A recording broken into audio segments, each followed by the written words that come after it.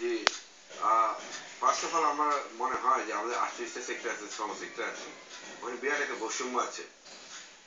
একটা আমার গ্রামের শ্রমিক যখন 1 কেজি চাল 40 টাকা কিনবে, অন্য সেক্টরের শ্রমিক 40 টাকায় কিনতে হবে। উনি যে কথাটা বললো, চিনি শিল্পে 645 টাকা ন্যূনতম মজুরি, যেখানে আমার এখানে 5300 টাকা। এদের ভিতরে একটা ফ্যামিলির ভিতরে এদের বৈষম্য তৈরি হয়ে যায়, তুমি কম কামাও আমি বেশি কামাই। তো উনি যেটা বলে, সাবির আলম ভাই যেটা বলেন, যে আমাদের এটা দেশীয় ভাবে, সরকারি ভাবে, রাষ্ট্রীয় ভাবে একটা লেভেল থাকা উচিত। তাহলে বৈষম্যটা দেখবেন একটু কম হবে, কথা কম হবে, কাজ বেশি হবে। কিন্তু কথা বেশি আর কাজ কম হয়। তো আরেকটা ব্যাপার হলো, ইসলামিক ভাই যেটা বললেন, শুধু মালিকদের বিরাট গুণগান করলেন, কিন্তু উনি যেভাবে বলেন ঠিক এভাবে না। ব্যাপারটা ব্যাপারটা হলো যে আমাদের এই সেক্টরে মালিকের যদি উদ্যোক্তা যদি এতই খারাপ হতো, তাহলে 600 শ্রমিক 44 লক্ষ শ্রমিক হতো না। আমরা এই সেক্টরে কিছু করতে পেরেছে না পেরেছে, না এদের ক্ষমতায়ন করেছে, না এদের কর্মসংস্থান করেছে। আমাদের এখানে বাল্য বিবাহ রেট কমিয়ে দিয়েছে, আমার জনসংখ্যার রেট কমিয়ে দিয়েছে। এই সেক্টরে বিরাট একটা অবদান আছে। আর ন্যূনতম মজুরির ক্ষেত্রে যেটা বলে, প্রাইমারি স্কুলের টিচার কত টাকা বেতন পায়? আমার এখানে দেখা যাচ্ছে 5300 টাকা যদি একটু ন্যূনতম মজুরি হয়, টেক হবে কিন্তু 8000 টাকা বেশি হয় একটা শ্রমিকের। তো ইজ মোর দেন $100। তো একেবারে যে খারাপ আমার দেখতে হবে। আহ, আর রতন ভাই যেটা বলেন, কারোর কোনো নিশ্চয়তা নাই শ্রমিকের, আর মালিকের নিশ্চয়তাটা কি? আজকে আমার ব্যবসা আছে, কালকে আমার বন্ধ হয়ে যাবে। আমার এই ব্যাংক লায়াবিলিটি, বন্ড লায়াবিলিটি, শ্রমিকের বেতন ভাতা আমার এরা কে দিবে? সুতরাং এখানে নিশ্চয়তার ব্যাপার হচ্ছে যে এসব নিয়ে একটা আইন করা উচিত। মালিকদের দেখবেন, শ্রমিকরা যদি ইচ্ছা করে আমি কাজ করলাম চলে যেতে পারে, মালিকরা কিন্তু কোনো অবস্থায় বলতে পারে না ফ্যাক্টরি বন্ধ করে দিলাম। লায়াবিলিটি ব্যাপার আছে, এবং আমাদের মালিকদের কোনো সেফ এক্সিট নেই।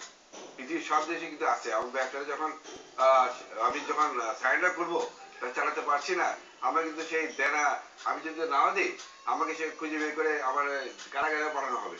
তো মালিকের নিশ্চয়তা কি, আমার ব্যবসার নিশ্চয়তা কি?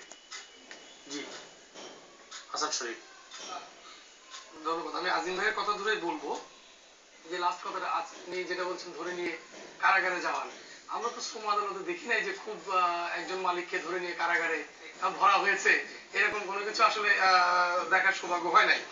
তবে আইনে করি, আমার এখানে কিন্তু 270টা রুগ্ন শিল্প আছে, এখন 460টা হয়েছে। মালিকরা কিন্তু পালিয়ে বেড়ায়, তাদের সেই বন্ড লায়াবিলিটি এখন পর্যন্ত শেষ হয়নি। তাদের নামে আদালতে বিচারাধীন আছে, এবং তার থেকে পালিয়ে বেড়াতে হয়, অনেকে পালিয়ে বেড়াতে হয়েছে, অনেকে আত্মহত্যা করেছে, অনেক মারা গেছে।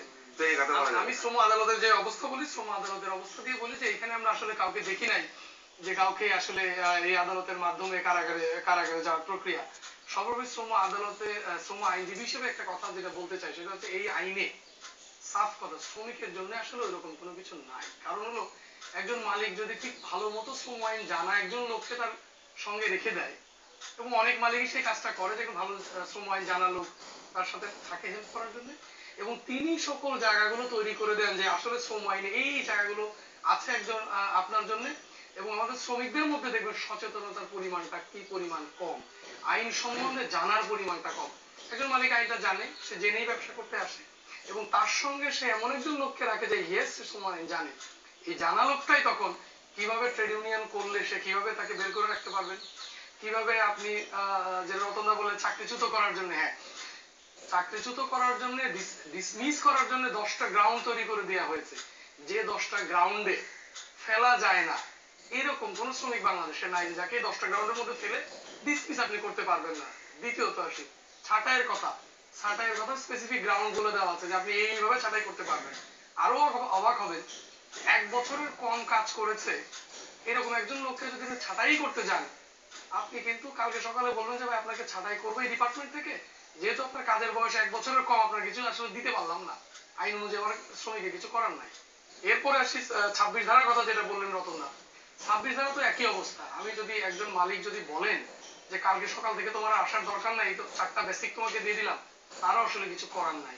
এবার আসে একজন শ্রমিক যদি মৃত্যুজনিত অবস্থায় যে পড়ে, দেখেন একজন শ্রমিক তার উৎপাদনে তাকে সহযোগিতা করছেন, কাজ করছেন তার সঙ্গে, কোনো কারণে যদি তিনি দুর্ঘটনায় মৃত্যু থেকে আসে, তার 1 লক্ষ টাকা ক্ষতিপূরণ আইনে। 1 লক্ষ টাকা কি এখন আইন অনুযায়ী কোনো টাকা? 1 লক্ষ টাকা, 2 লক্ষ টাকা, 1 লক্ষ টাকা 2 লক্ষ টাকা আজিম ভাই 1 লক্ষ টাকা ক্ষতিপূরণ ক্ষতিপূরণ। আপনারা ইন্স্যুরেন্সের যে কাজটা করেছেন, মানে 1 লক্ষ টাকা কেউ পায় না, 10 লাখ টাকা নিচে কেউ পায় না। আজিম ভাই ইন্স্যুরেন্সের যে কাজটা আপনি করেছেন ইন্স্যুরেন্স, সেখানে আপনারা 2 লক্ষ টাকার ইন্স্যুরেন্স করেছেন।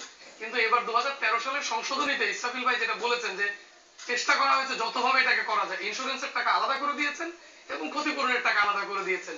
আজিম ভাই সেই কারণে হয়তো বলছেন 2 লক্ষ টাকা, কিন্তু ইন্স্যুরেন্স যদি আপনি 2 লক্ষ টাকার করেন ওটাও যেমন আলাদাভাবে দেবেন, ক্ষতিপূরণের যে টাকাটা আছে সেটাও আপনি আলাদাভাবে দেবেন, এবং দুটো আলাদা প্রক্রিয়া।